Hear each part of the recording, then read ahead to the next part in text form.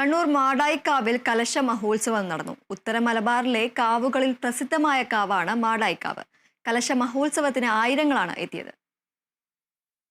ഉത്തര കേരളത്തിലെ ക്ഷേത്രങ്ങളുടെ ക്ഷേത്രമെന്നറിയപ്പെടുന്ന മാടായിക്കാവിലെ പ്രധാന ആഘോഷമാണ് കലശങ്ങളുടെ കലശം.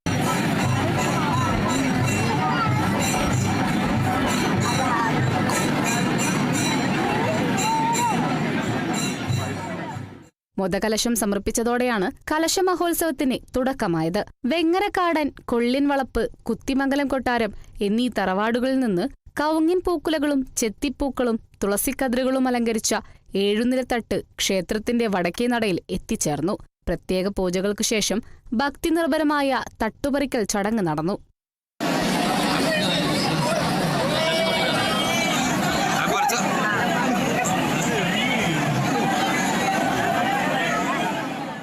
തട്ടുപറിക്കലിന് ശേഷം ഭക്തസഹസ്രങ്ങളെ സാക്ഷി നിർത്തി തിരുവർക്കാട്ടമ്മയുടെ തിരുമുടി നിവർന്നു. മാടായിക്കാവിലമ്മയുടെ തിരുമുടി നിവർന്നതിനോടൊപ്പം ക്ഷേത്രപാലകൻ, വേട്ടുവച്ചേകവൻ, ചുഴലി ഭഗവതി, സോമേശ്വരി, കാളരാത്രി എന്നീ തെയ്യങ്ങളുടെ പുറപ്പാടും നടന്നു. നാടിന്റെ നാനാഭാഗങ്ങളിൽ നിന്ന് ആയിരങ്ങളാണ് കലശോത്സവത്തിനെത്തിയത്. Kerala Vision News, Kannur.